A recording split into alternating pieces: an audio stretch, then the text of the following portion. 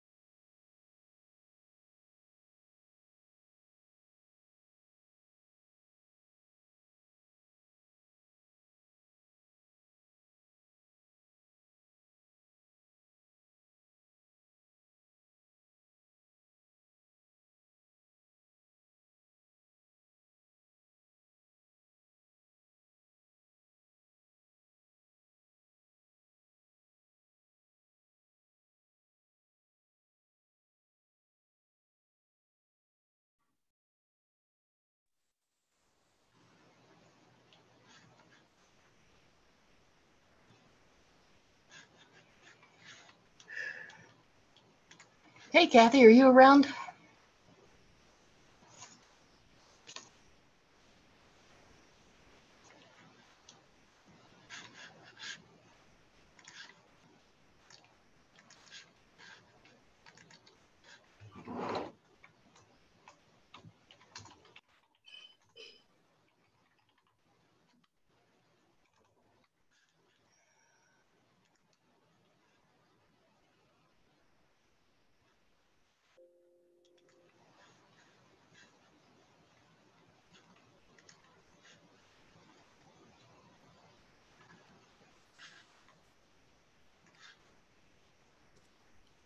Hello. Hello. How are you? Hi, Bob. Yeah. I'm going to go through this meeting with my video turned off, but I will be here. Yeah, okay. Well, that sounds. Did someone send around a list of questions? Are the questions the same as the previous meetings? Well, they're the same as the provider questions, yes. Yeah, a little more focused on the family childcare home rather than the Okay. family friend and neighbor. Where would those questions be listed? Are they in a Google Groups thing or? Well, I can forward them to you. That would be great. Let me do that while I'm. And I see Vicky has joined us. Hi, Vicky. Hi. Welcome, as they say. Thank you. We have to do a little house cleaning first, and then we'll get organized. Let's see here. Kathy, I didn't know if you heard me tell Bob I'm going to do this meeting with my video off. Oh, sure, fine. Yeah. I've been in the shop, the wood shop all day, and I haven't cleaned up, so. I think that would be perfectly satisfactory. All right. I'll wait a few more minutes.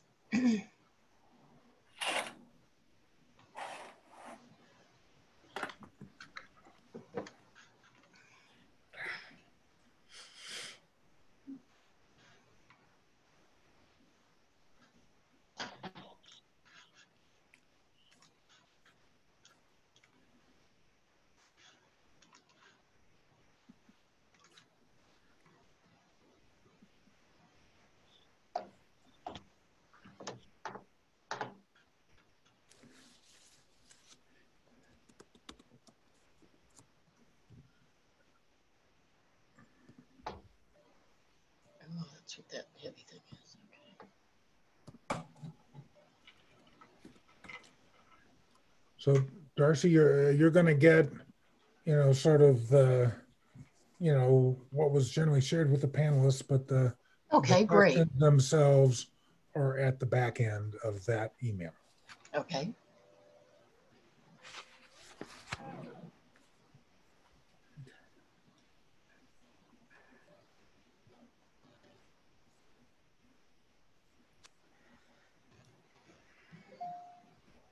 Oh, great. Thanks. You are more than welcome. Yep, just got here. see if I can. Do any of you folks have these night screen things? You know, everything turns very dark. It's, you know, when the sun goes down in my machine, and you know, I have a hard time seeing the edges of the screen or the view, and so I have a hard time making it bigger. Just ridiculous. I have that on my Kindle, but not on my computer. Yeah, I'm not sure it's an what do you call it, a innovation. Okay.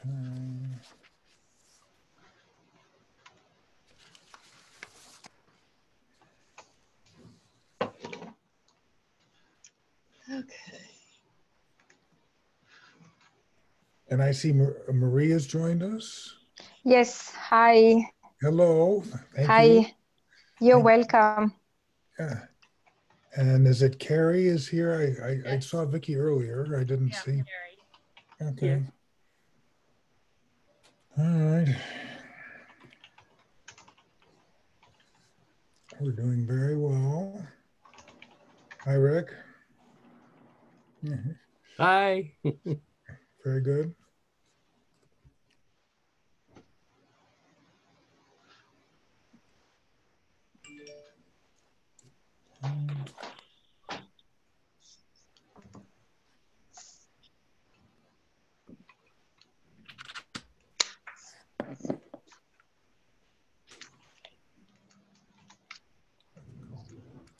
Just a little light.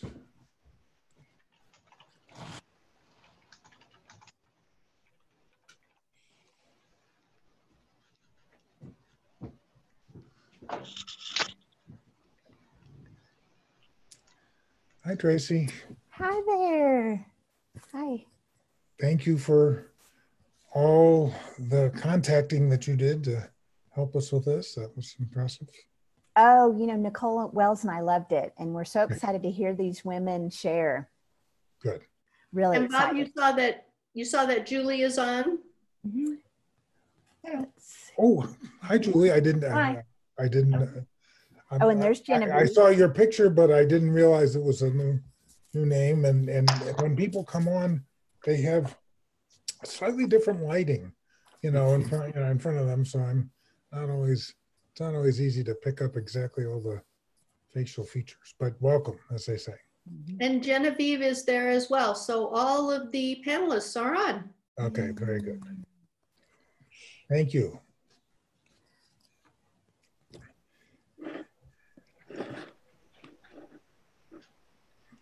And just like I said, you know, and we were talking about earlier with Tracy, but we'll just rotate through the questions. We want to be folks to take as much time to answer. Just when we start, since you all have slightly different home configurations, that please take a moment to, you know, give us a word or two about what that looks like, you know, in your particular situation, so we can kind of put all that into context, which is important. Oh, wonderful people. Yeah. Hi, Bob. Hello. Hi, Bob.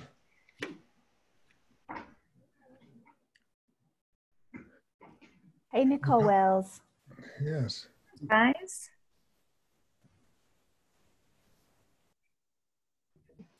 And we usually wait probably 2 or 3 minutes to get a little past the hour for everyone to join us. The meeting will be recorded, as we've talked about in the past, but just to make sure everybody knows. And then a combination of Kathy and Darcy do an incredibly wonderful job of providing us a summary that then is both written and then gets shared even more broadly than the people who are on the. And Bob, could I ask, would the two people with ECC Boulder County tell me their names? Yes. So Nicole is I'm- one of them. Yeah, so I'm Tracy Youngdahl, Darcy. Okay. And then Nicole Wells, Darcy. Nicole Wells, thank you. Yes, not a problem. Oh, and there's Rick. Hi, Rick. Our IT genius. And we do get, so not only, is it an excellent sort of summary, a written summary of what people say, which is good, but it's also who was at the meeting, and that's why everybody wants to know. Yeah, it helps us old people remember.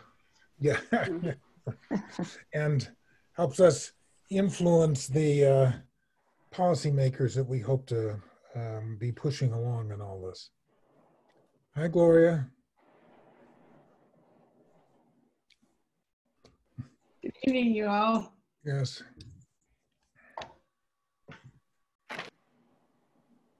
And Olga, I see your name, but I don't see you. Right. Hi, Bob. Yeah, this is Olga from City of Longmont with Children, Youth, and Families and Bright Eyes Coalition. Excellent.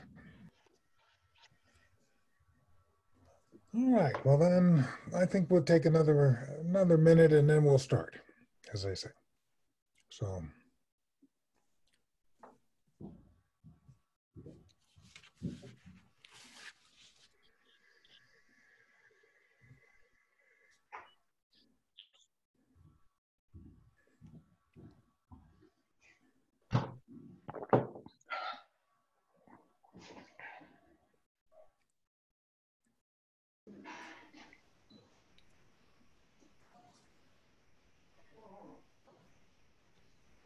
So just to sort of also establish a ground rule or two, first of all, I want to thank Kathy for providing the Zoom setup and sending out all the invitations. And every week for the past 5 weeks, we've had a listening session, and she's helped us organize those and pull them off technically, which has been very, very impressive. This is an activity that is sponsored by the Longmont Early Childhood Community Coalition. Olga mentioned that when she was introducing herself, and the Early Childhood Council of Boulder County.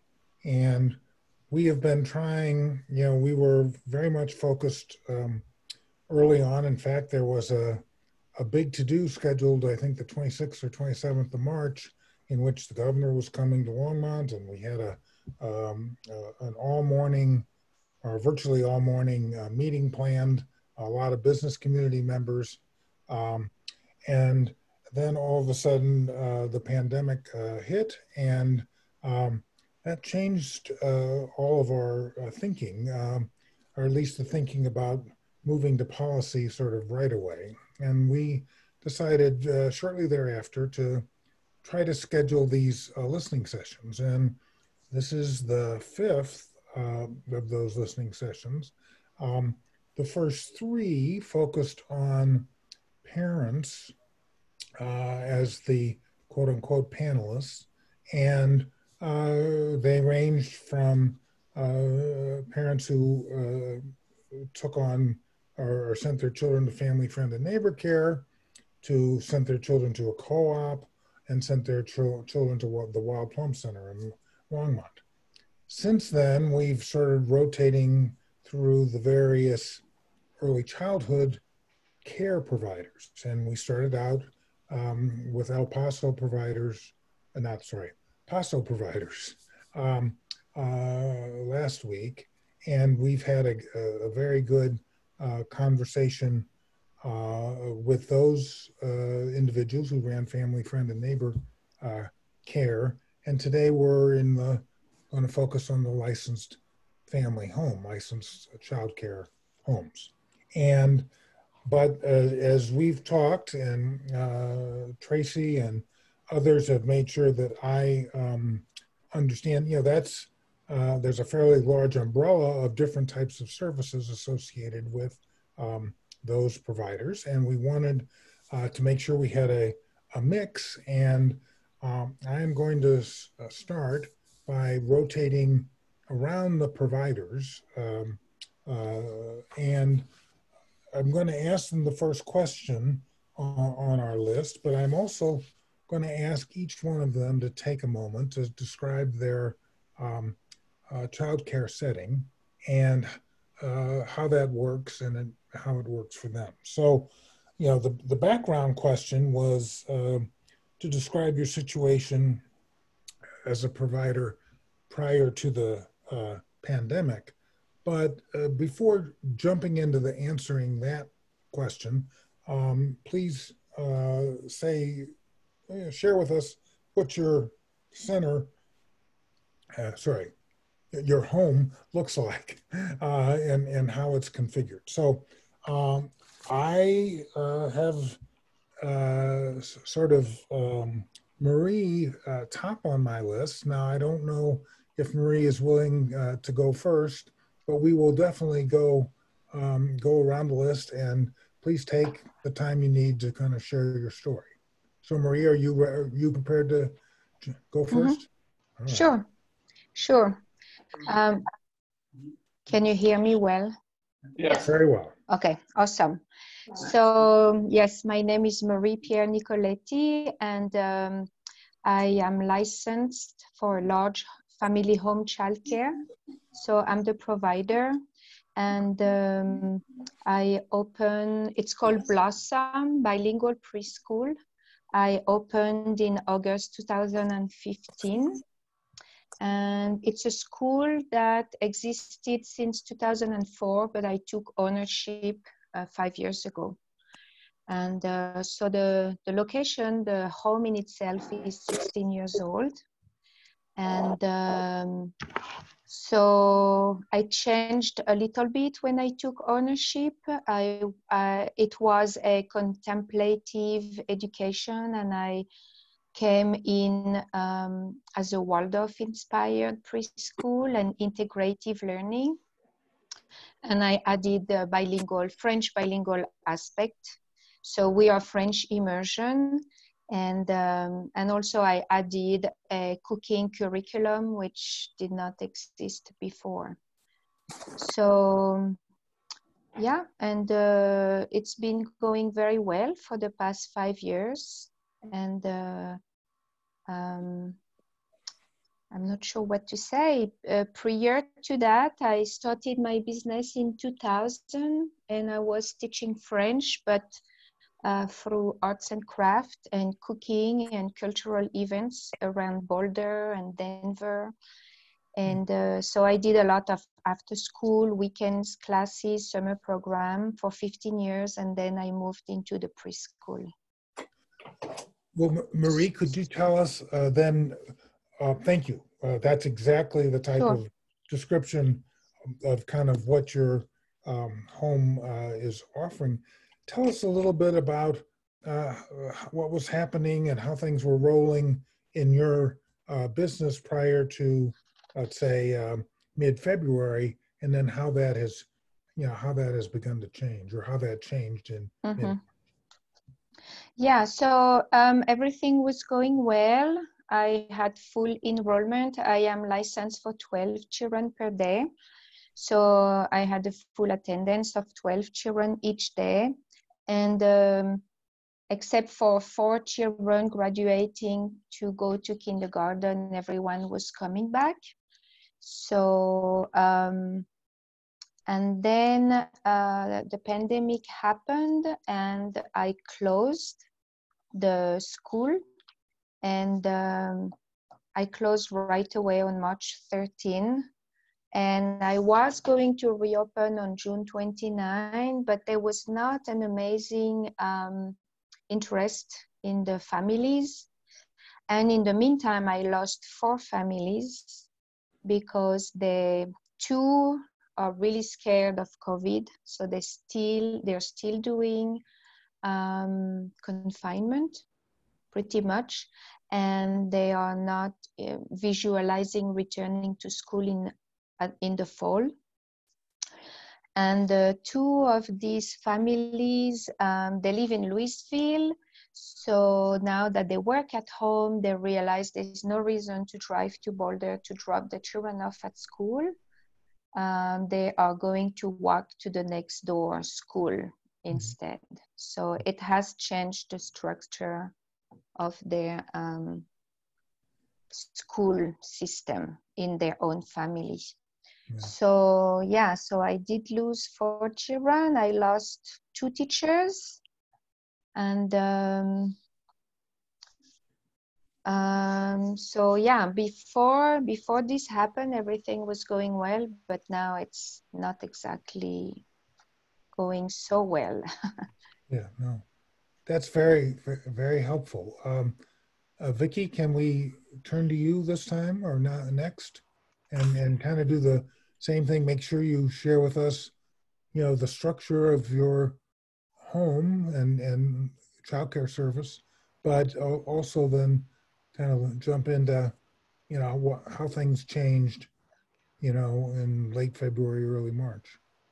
Okay. My name's Vicky Funk, and I run Superior Kid Care in the town of Superior, Colorado. And I have been doing childcare for over 20 years, and I have my experienced provider license. So Superior Kid Care is Colorado Shines Level 4 preschool and childcare program. And we're very proud of what we do, and I love what I do, and I've been doing it for a long time. I'm an active member of our local state association, as well as our Boulder County Family Child Care Association, and I sit on the board of both.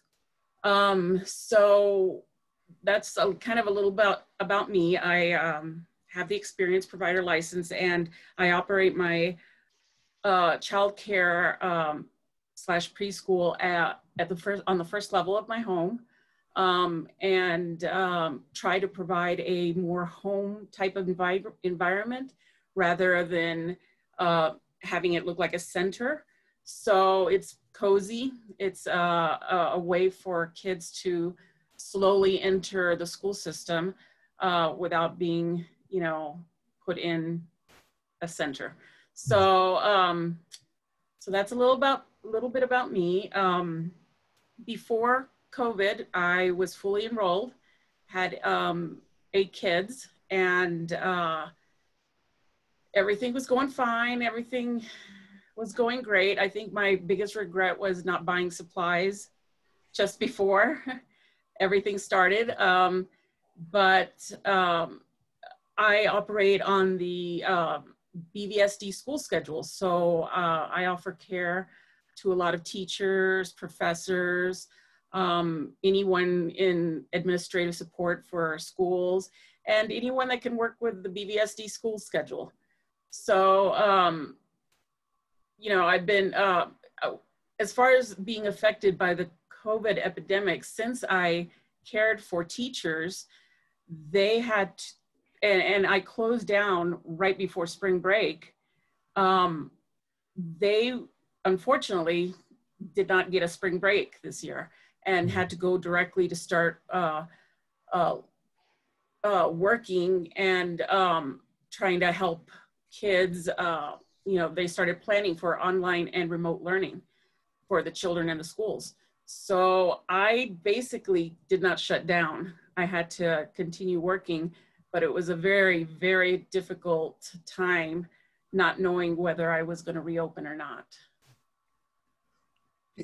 And just to be clear, when it was difficult, that was meaning it was difficult because it was hard to imagine what the schedule needed to be, or it was difficult because the hours needed to be long to cover, all the folks that you, or the folks that you had.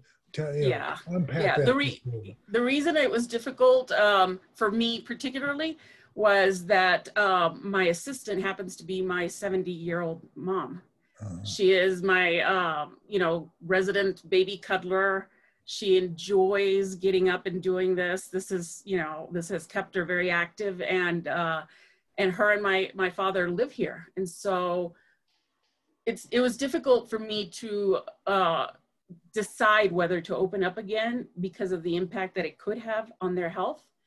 And, you know, they said, okay, well, we'll stay upstairs and you continue doing, you know, your work. And that's eventually what I ended up doing is, you know, and she would be at the top of the stairs doing puppets and, you know, talking to the kids. And eventually later on, once I had received enough guidance from the health department and CDPHE, you know, I reopened with a lot of, you know, I implemented contactless sign-in system at the door and drop off. We made sure that the families in my care that were coming were going to follow the social distancing regulations. Once I had that down, then she did, you know, she rejoined and, you know, continued snuggling babies. So that was the reason it was a difficult decision. And it still is a difficult decision. Right now I'm off for the summer. So it is a difficult choice to reopen, and, you know, because of everything that's going on, and it affects older, you know, people more than it does younger people. So. Very good. Thank you, Vicky.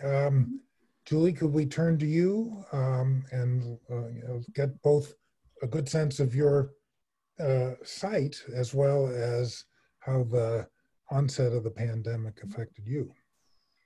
Sure. I'm Julie Benkin. I have Star Song Lifeways Childcare in my home in North Boulder. I've had the childcare program for 8 years.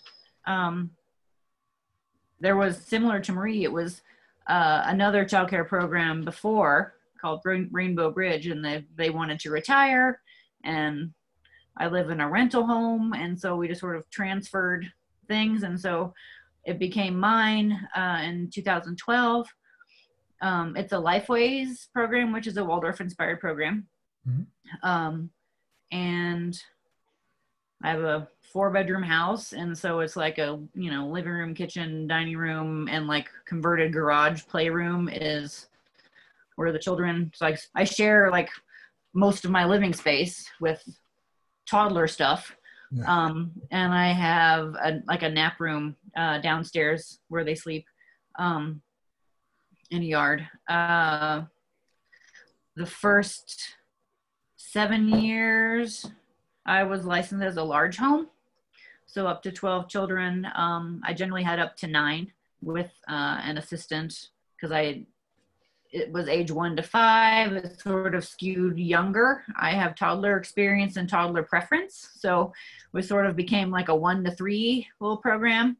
And then a year ago, I switched to an infant toddler license because everyone who called me had a child under 2, and I had room in my program, but not room for the two children under 2 I could have were always full. Right. So I've been this year as an infant toddler program, and due to just some like confusion in the licensing rules, I thought I would be able to have up to 8 and hire somebody, and well, I didn't have that when I started it, so it's been just me with 4 children, age 6 months to age 3. Everyone right now is age 1 and 2, and so it's been just me and, you know, 3 to 4 children a day working. I had 5 children enrolled, like at the beginning, you know, in January, February, because they weren't all here at the same time. So I had 3 to 4 children per day with 5 total children and families. And then when things began to shut down, I still took my planned spring break with BVSD, but it was the most stressful spring break I've ever had because the whole time was spent on webinars and Zoom calls and what does this mean and who's shutting down and who, you know, what's essential, and was very stressful. I thought, and I usually follow the school district, so I thought when the schools closed that I would have to close. because, essential workers at first, all the families, even before then, they had all started working from home kind of before the stay-at-home order. Like they were already working at home. So I figured, if they're working at home, then they're not essential. Because in my brain, I thought essential was like you have to go out and like work in the hospital or work in the grocery store or the police.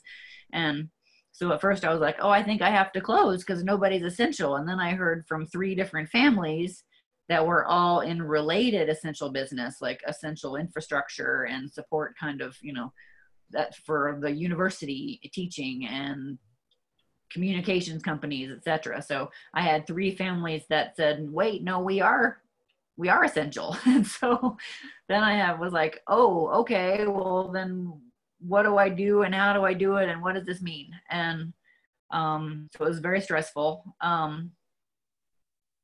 So I opened back up at the end of spring break in April to I had 3 children who were children of essential workers. So I opened to those 3 children. I reduced my hours from 40 hours a week. It was like 8 hours a day, 5 days a week of actual childcare time. I reduced it to 3 days. I just did Tuesday, Wednesday, Thursday. So there would be kind of more time in between for cleaning, resting, and kind of trying to keep up with the situation and taking care of my own self and supporting my son who was switching to online school. But it went, pretty well. The children were happy to be there. Families were grateful for it. And then in, late April, I added 1 other child back because, technically we did find out that non-essential workers children could come to childcare, but I figured I would just stick with essential workers at first. Then I added a 4th child back in the program. And the 5th child, they were self-quarantining because a parent has a high-risk condition. And so they're just not coming back. She was going to move on to another preschool in this coming August anyway. So they're just staying at home for the foreseeable future. And so I lost that family. And then, so I added a 4th day back in May. And then in June, having the time and I'm doing less childcare, I have switched my hours. I'm not going back to 5 full days because if I don't have to, because I only have 1 full-time child and everyone else was part-time. And I feel more joyful and more rested and I'm catching up on all the aspects of all the different, and I'm still behind, but on all the other things that I can't do when children are here for administration and business aspects and things like that.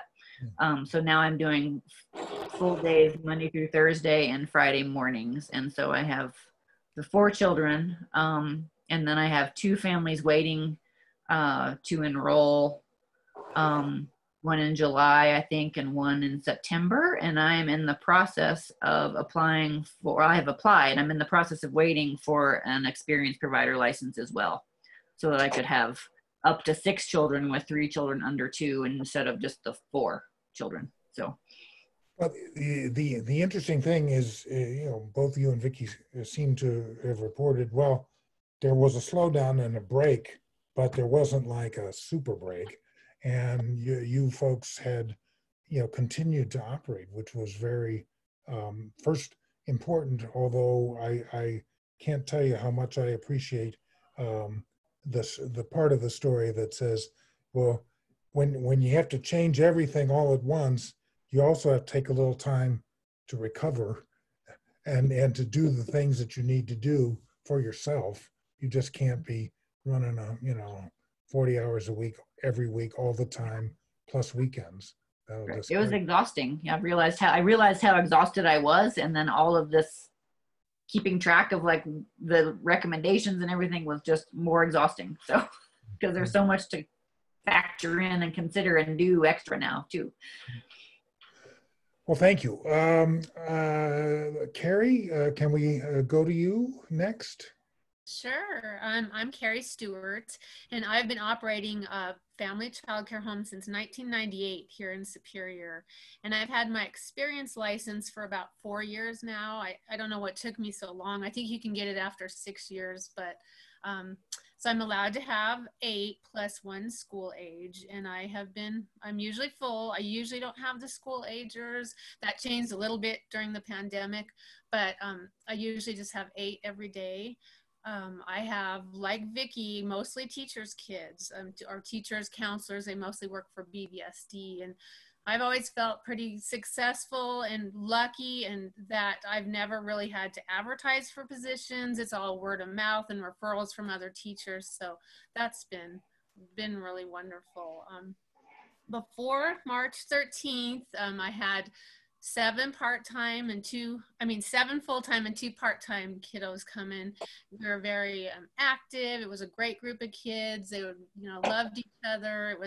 It just all came to a screeching halt on March 13th. It just shut down. And I did take the super long break. I took 7 weeks off, and my educators chose not to come back. I only had one teacher to come back when I opened up in May, but they just all decided for the health of their children, for whatever reason, they were just going to stick it out the rest of the school year and work from home. So I lost a lot. I didn't get to say goodbye to a lot of kids, which was really hard for me. I had 3 that were set to graduate, and I didn't get to say goodbye to them.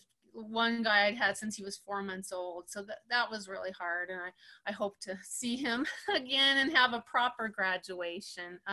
My program is play-based, and it's really based on the interests of the kids. Like I said, we just had a great little group of learners. They loved each other.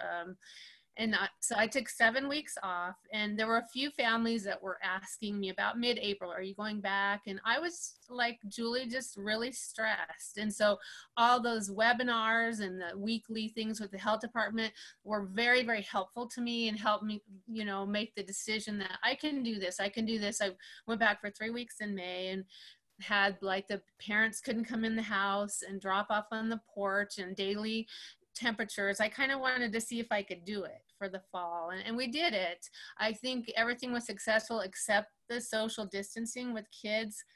Impossible. I tried. I tried so hard, but they just were so used to being so close to each other, and so that's going to be a hard part when I go back. Hopefully end of July. All my teachers say they're coming back, but I think a lot's going to depend on what the school district decides to do. Also might have a couple school kids the days that they won't be in school. So I think it's going to be an adjustment, but I'm looking forward to seeing everyone again. Yeah. Wow. Well, there's ways to take a break, and one is to kind of take Monday and Fridays off and kind of get focused. But I'm glad you were able to, think seriously about taking time off, because we're going to cycle back and talk about all the different messages that you receive, whether from the health department or the, Office of Childcare or whatever, in terms of guidance and how that worked. But let's turn to Genevieve. Could you kind of tell us about your home first, and then how the pandemic affected you? Okay, that sounds good. So I opened up in 2016. I'm gonna call myself the accidental childcare lady.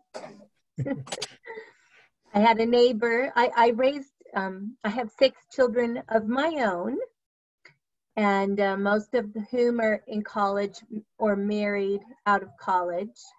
And I had a surprise baby 8 years ago, my 8-year-old son. And so I went from teaching Spanish to going home with him. I was a homeschool mom, and I taught Spanish to homeschools. And so taking classes so I took my neighbor's children in, and I found I loved this so much. I had planned on going back to college and getting a completely different career, but I loved it.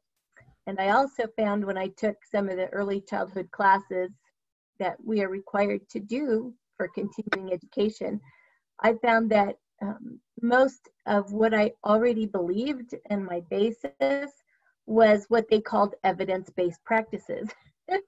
So by my own trial and error with 6 kids, I was already doing most things the way they said should be done. And that really inspired me, and I found I loved it. So I've been in practice now for 4 years. My goal is a fully Reggio Emilia approach, but I'm still learning about Reggio Emilia. I've got an outdoor focus, a lot of time outdoors. My curriculum is child-led. We love music. We do some cooking, and it's very largely play-based. So that's my home. Before the pandemic, I just kind of built up slowly, all word of mouth.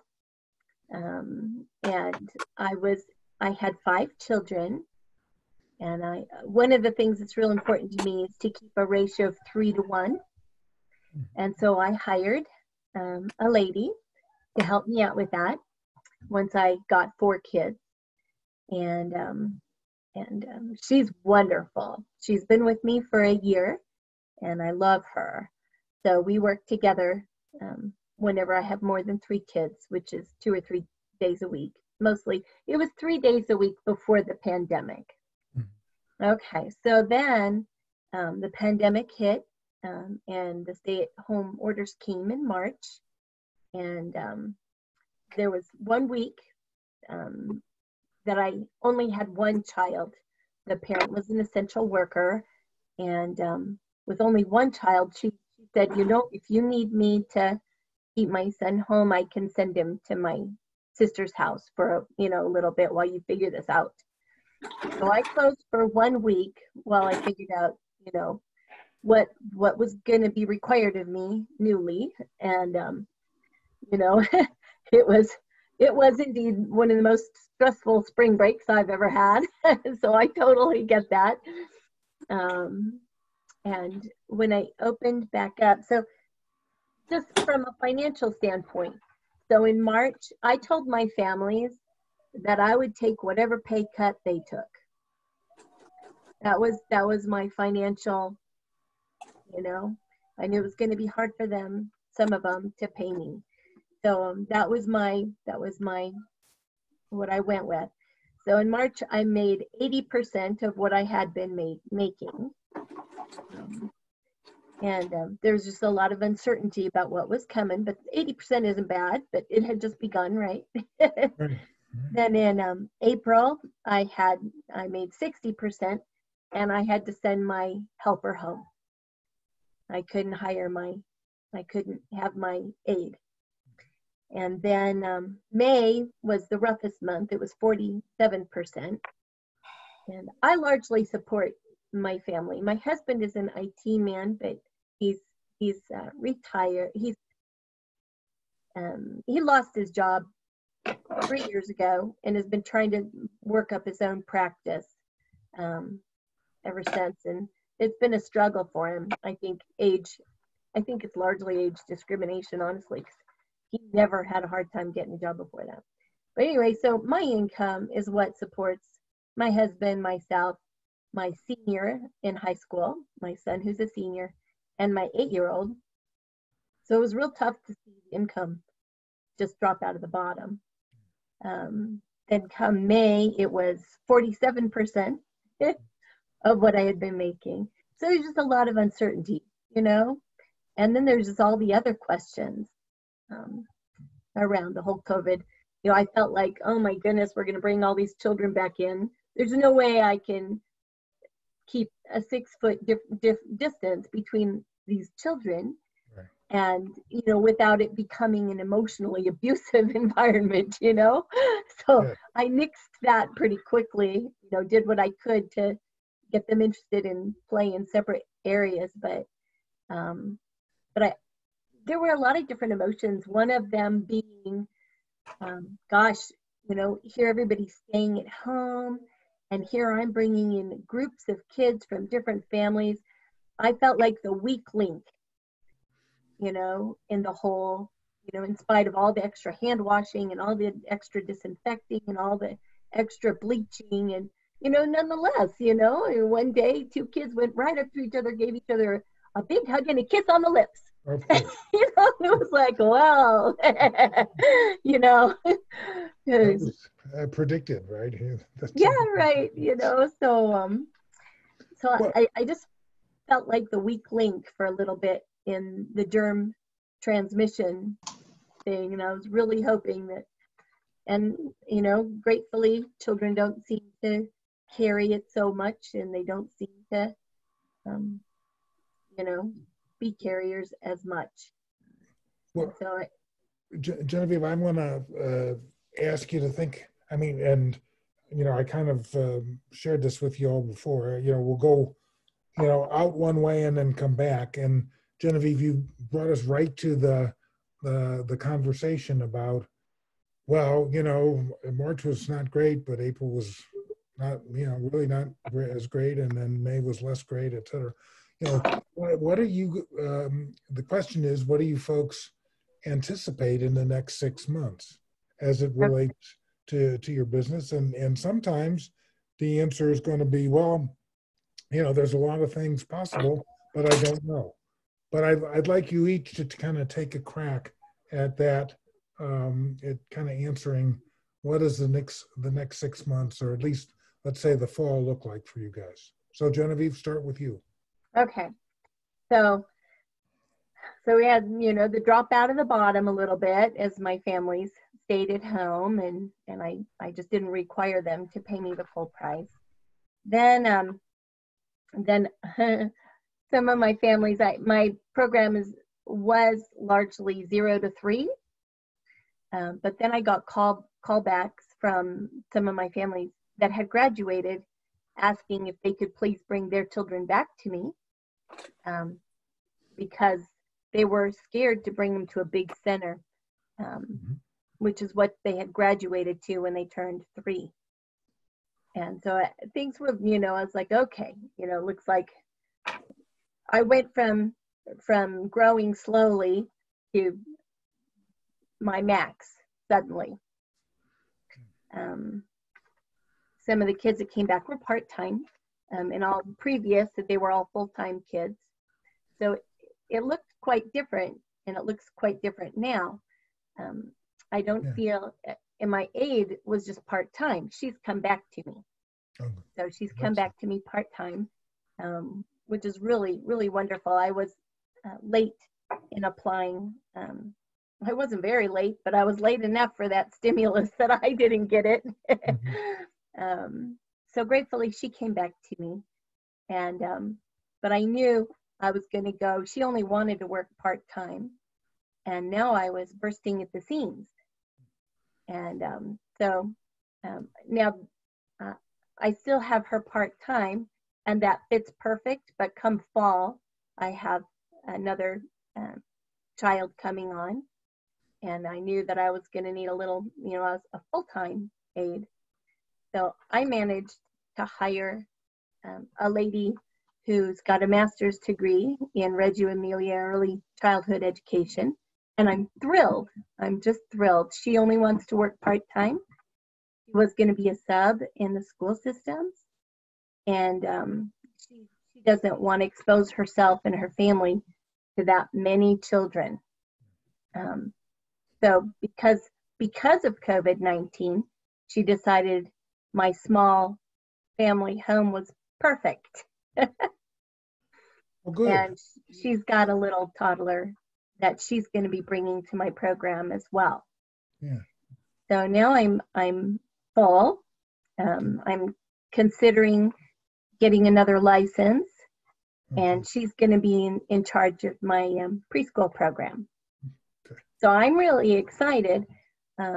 My biggest concern is that with all the fluctuations, you know, I wonder, well, the kids that came back to me because they're scared of the COVID-19, are they going to want the larger atmosphere again? And will I then lose that and then suddenly not have a preschool program again? You know? Well, yes, the shifting is clearly possible, right? It's hard to predict, but clearly possible. Yeah. I'm going to ask Carrie to comment and then kind of switch back around through. But thank you, Genevieve. That was very helpful. Okay. Okay, so when I had to close before spring break, I lost all income. Luckily I'd been paid mostly through March, but I had no income at all. I didn't get paid by anyone all through April. And then when I decided to open up back in May, it was just for 7 kids and it was just 3 days a week. So I made a little income. And in the summer, I'm closed anyway. So but I wasn't prepared. I was not financially prepared to take that hit I took in March. So I'm really hoping that everybody does come back in the fall. I polled them like incessantly in April, May, are you coming back? Are you coming back? And they all said yes, you know, and we want to come back when things are more back to normal, but I'm not sure what that means. With the school district, one thing they're looking at is having kids go 2 days a week and then closing schools Wednesday, and then another group goes Thursday and Friday. And so I've already been approached by teachers who would have to work full time saying, can you take my school age kids that used to come here? So could you take them on the 2 days that they can't go to school? So that's something I think I really need to be thinking about. If everybody comes back, it's not even a possibility. But if some of the teachers are flexible and keeping their kids home some days, that might just be something I have to look at. I imagine it's going to be, instead of my full-timers, which I've loved because you can build such a sense of community, I imagine I'm going to have to be a lot more flexible and be willing to work with school-age kids and kids on more of a part-time schedule. But I'm really hopeful that they'll come back, really, for my business and just for, I've been doing this so long, I don't know what else I would do. Well, and you know, as you say, it's one thing to be prepared for people to come back, but it's also required parents to say, yeah, we're ready to send people back and our work situation requires it, et cetera. Right. So that's very the important. big question for me. Julie, what does the fall look like for you? Well, of the 4 families that have stayed with me, they have all committed to stay on, beyond, because I go like a July to July kind of 12-month period. And so they've all committed to stay. A couple of them have increased the days, you know, they went from coming 2 days a week to now 3 days, or 3 days a week to now 4, and one's about to go to 4.5 days because parents are, you know, still mostly working from home.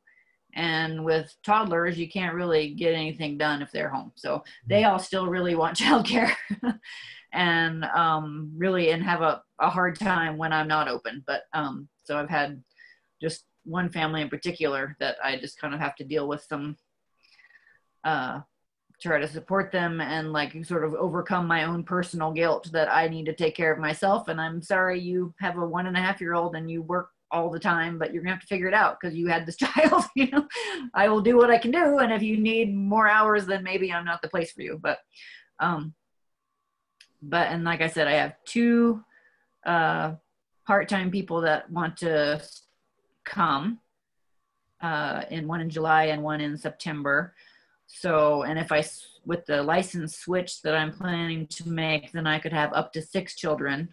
And so I anticipate certainly having 4 to 5 children a day, which at that point I'll have to look and see who I can hire to work with me, because they're still going to be, you know, young, and 4 is a lot for one person. You know, the recommend, like, well, I could have that myself with the license. You know, truly a good ratio for toddlers is 5 to 1 or fewer. You know, I mean, I would love to have the 3 to 1 ratio that you have, Genevieve. That would be ideal. I just can't afford it paying rent in Boulder. And so I am concerned that although if I change the license, I won't have as strict of hiring difficulties because the requirements for an infant toddler license are so. I have been able, even when I looked, I gave up. I couldn't find anyone with the necessary qualifications that could work for me. So that's why it ended up with just like, well, I guess I'm on my own with 4 children. So, and I'm not gonna keep that license. And plus children have to leave as soon as they're like on their 3rd birthday. They can't finish the year. They can't, you know, which goes against the whole continuity of care that we're trying to provide. But that's a regulatory problem, right? Yeah, it's kind of silly. And it's what kept me from making that switch for several years. I thought about it for several years. And let's see, I guess otherwise I'm feeling like as we move ahead, I'm just kind of worried about what will happen, you know, if things like really peak and everything is shut down again, and how long, you know, that would be. The first time around, I kind of debated and was just like, no, I really felt, it didn't feel right with what I knew about the families. I didn't feel right closing completely because they would just be out of luck. But I don't, you know, but every time things shut down, is that going to be a crisis for me? And then it's been tricky to know what is the right kind of policy to have for, you know, I've written all these webinars and I keep meaning to, and I haven't updated, but it's just like, I don't know. I can't decide what feels right or what feels fair. Yeah. You know, all the families that I was working with, they all kept working at their same level. So thankfully, none of them lost jobs or lost, you know, one family, they got furloughed one day.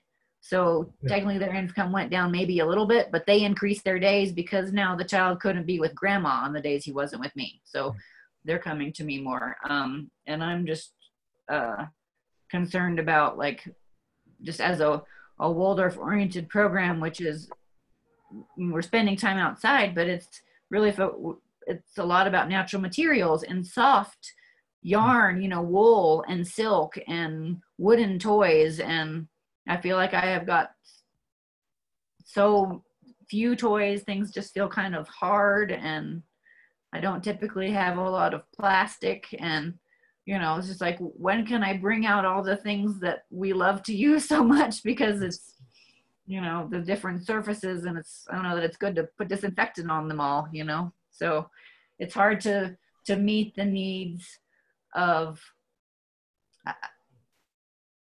it's hard to stay true. You know, I mean, I can still do it, but it's harder to stay true to the philosophy of childcare that I provide, and also to really meet the needs of the children and their families, you know, with what we're supposed to be doing. You know, it's like, yeah, they cannot social distance. Yeah, it's a big... Supposed to wear a mask. I wear it when parents show up. I forgot to mention earlier, I have one parent come in at a time. So they do come in my home, but only one family at a time, and others wait outside and they wash hands, we take temperatures. But, you know, I can't wear a mask all day long. They need to, you know, because they need to see me and connect and see my mouth when I'm speaking. And I really am saddened by, you know, I'm in my own house. So if there's germs in my house, they're here before they arrive and they're here after they leave when I don't wear a mask in my private time. I don't have a mask on right now. So if there's aerosols in the air, they're going to be here from me or them. And, you know, that was a struggle with opening, you know, and how to do that. But I am saddened by, you know, thinking of infants and toddlers, especially, where people are just so cut off and removed and distanced and gloved, and where's the warmth, you know, where's the connection in that? It's hard. Well, let's ask Vicky about how she's seeing the next 6 months, and then to Marie, and then I'm going to try to rotate relatively quickly through a question about contact with your families during the time that they weren't with you. So this is going to be once we get past Marie here, thinking about the next 6 months, to kind of rotate through, but we want to rotate through fairly quickly because we're coming sort of to the end of the hour. So Vicky, would you kind of share how you're thinking about the next 6 months? Yeah, of course. Well, I'm not sure what's going on in childcare out there right now, but I had to interview 3 families for 1 spot in the fall. And I had to say no to 2 families. So I'm not sure if there's a shortage or if parents are just looking for a smaller setting. I will be very full in the fall. Not only that, but I do have parents currently right now asking me to leave a spot open for the older sibling. So I had to make a tough choice, and I only offered, I have 1 spot that I will leave open, and it will have to be, if 2 of them can share, it depends. But I will leave 1 spot open for an older sibling this upcoming fall. So I'm, like I said, it's going to be a little bit, we're going to be full, and fortunately, I mean, hearing all the stories of these other providers, I was very lucky to jump on the Emergency Childcare Collaborative, and then all my families were essential workers, all of them, every single one of them. So I was able to have an income all the way up to, through May. And it was a big help for them. So as far as this upcoming fall, I will be very full, and I'm turning away at least 1 to 2 families a week. And it just breaks my heart. So, yeah. Well, that's a enviable position. In some ways. No. I mean, it's heartbreaking, Yeah. but it's also a good position. Marie, or how are you thinking about the fall? So the way I've been working on the next 6 months for the past few weeks. First, I sent surveys to my families because originally I wanted to reopen June 1st. And there was no interest. The families were still afraid of COVID. Then I offered to open July 1st. And like I said earlier, I had some families interested, but not enough for me to really make the jump. And I did apply for PPP. So I did get it. So I was able to pay myself. My 2 assistants left and went on unemployment, and so I was paid by the families until the end of May, and not 100%, but I would say 90% of the families paid their full tuition. So I was very lucky again in this situation. And so I have been working with survey to really see what they needed. So we decided to reopen August 1st. And most of the families are on board for August 1st. And originally we were going to open August 10th. Some families said, well, we are still joining August 10th, but everyone is enrolled August 1st anyway. So there were of the 4 families that are not returning, 2 of them had said, well, we're gonna stay home and we will see when we can join. Maybe we join somewhere during the year. And I said, well, you are either enrolling or you are not enrolled anymore, because I can't, I'm trying to really have full attendance, and I'm actually hoping to be able to give priority to full-time students. And I also have some students who are going to return 1 day a week because their kindergarten is not offering Wednesdays, for example. Mhm. It's a bit difficult because BVSD is not being clear enough about what they are offering to kindergarteners, and parents would love to tell me, okay, they are going to school for 2 days, so they're coming to you for 3 days, but they do not have that information. Very good.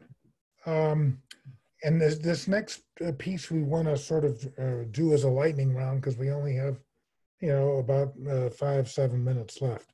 And the question is, other than when kids were with you during the pandemic, did you were you needing to share materials with parents, etc.? So Marie, let's start with you, and then we'll rotate back again.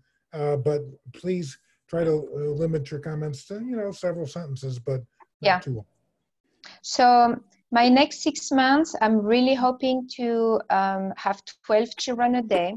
And the parents are really concerned about if there is a stay-at-home order, what will I do? I guess this time that's what is very important for them to know. And I told them that I will stay open.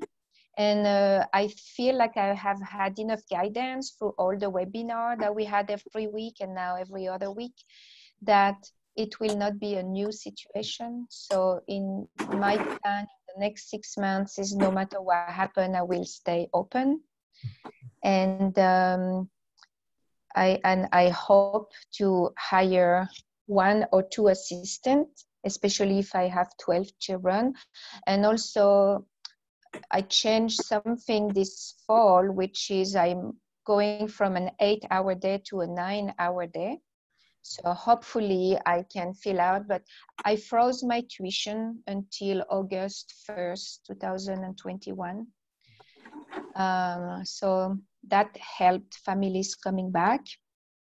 Good. And I'm reorganizing the whole place so that I can respect some distance, and because my home is not really a home. I actually live in a preschool. I actually don't live in a home.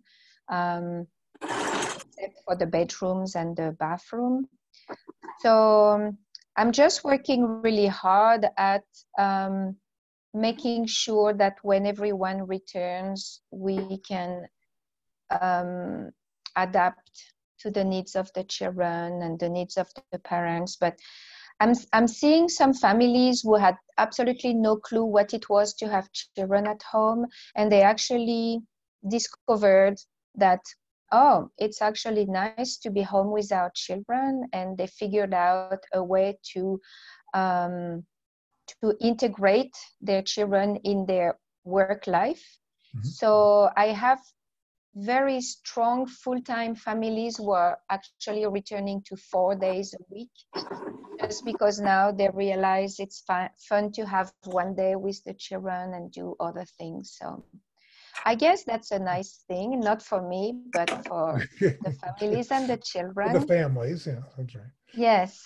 So, but I rent this place, and my rent is really high being in South Boulder. So I'm really worried that the only way to make this work is to have a full attendance. Yeah. And I did not update my policy, and I had a lot of questions from the parents about that, but I told them I'm going to be the same thing as what happened in March. I will be the difference is that I will be open, and that if they choose to keep their children at home, it will be their decision whether or not they want to pay the following tuition or not, or the percentage they want to pay. But it is already in the contract that if they are not coming to school, the tuition is due. So I don't want to reinforce that. I do understand that none of us choose the situation we were in, and maybe we will be another time.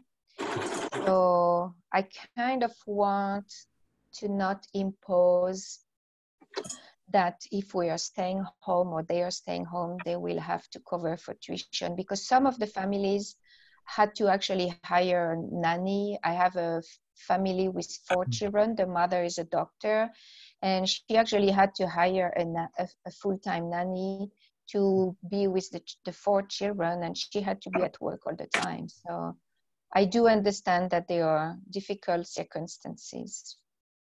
Very good. Thank you. Yeah. Vicky, we're going to rotate to you. We're already at 8 o'clock, so we can run in another 4 or 5 minutes, but let's try to keep the comments straightforward. And again, the question is, you know, what is your sort of interaction with families that you weren't having in your home, but did you offer either curriculum materials or technology connections or whatever with the families? Yeah, I had one child that did end up staying home, and he would join us via Facebook, I'm sorry, not Facebook, FaceTime. And he would just join us for, you know, a half an hour a day, and usually around the circle time time. I also, my curriculum that I offer is a Funshine online curriculum. And what I did was I ended up taking a lot of the materials and then just emailing the families. At the time, I think 3 of my families didn't return in April. So I was sending them stuff via email.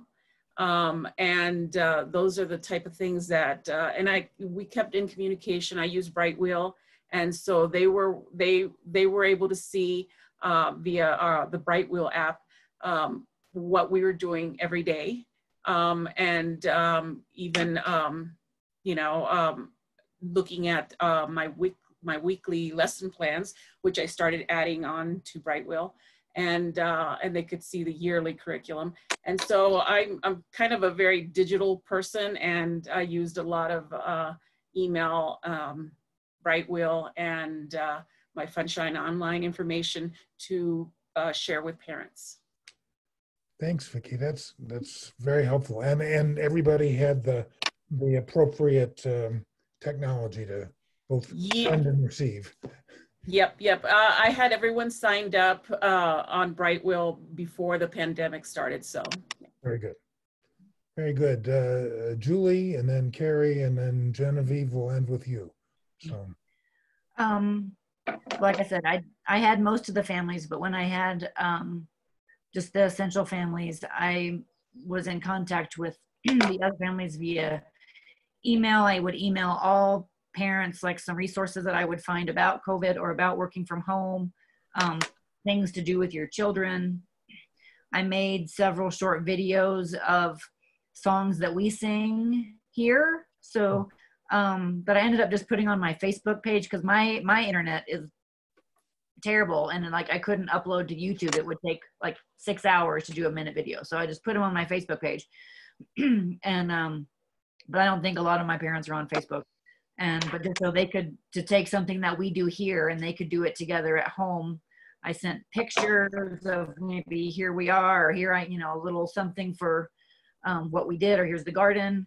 I had wanted to do I had a parent evening scheduled, and then we weren't meeting in person, and I wanted to do like a Zoom parent support kind of thing, but only one family was interested. The rest of them were just we're like, too much Zoom already, I don't want to be on the computer anymore, so I kind of felt like that I didn't get to do what I had hoped there. I hope they could support each other, and that just didn't really pan out.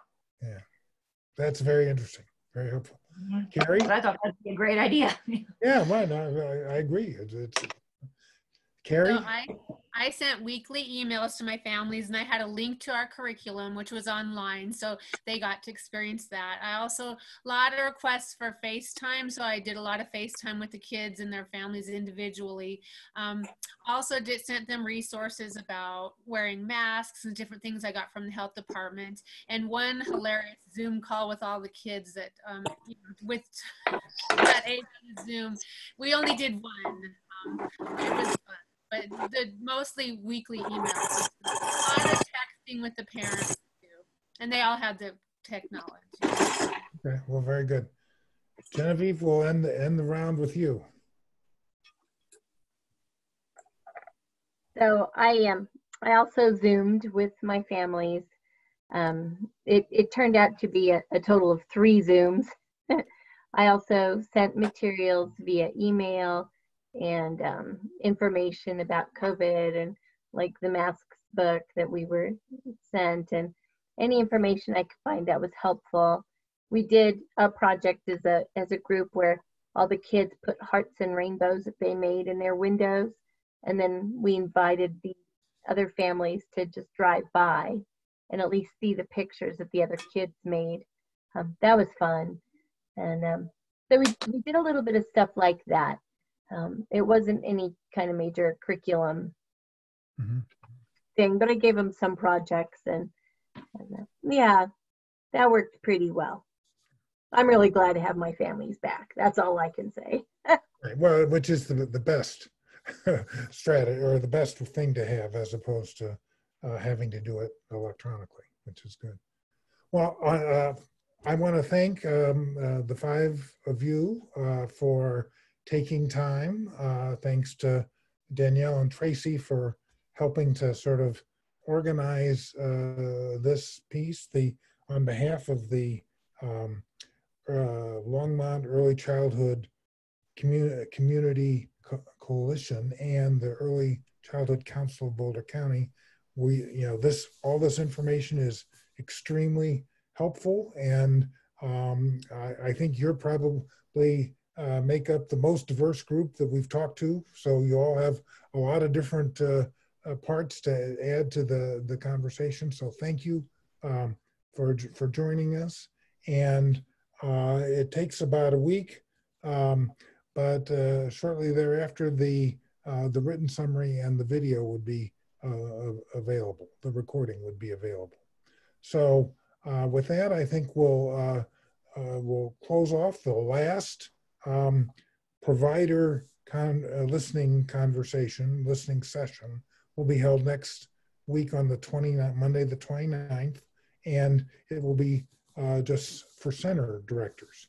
And then at that juncture, we're going to take a little break from these, but the coalition and the council are trying to organize an interaction with the business community to see a little bit more about how this could work and how we bring the issues that you folks have raised in front of both the political leaders and the business leaders. So that's where we are. I want to thank you all for joining us, and have a very good rest of your evening. Thank you for having us. Thank you. Thank you all. Bye now. Thanks. Bye. Thank you. Thank you.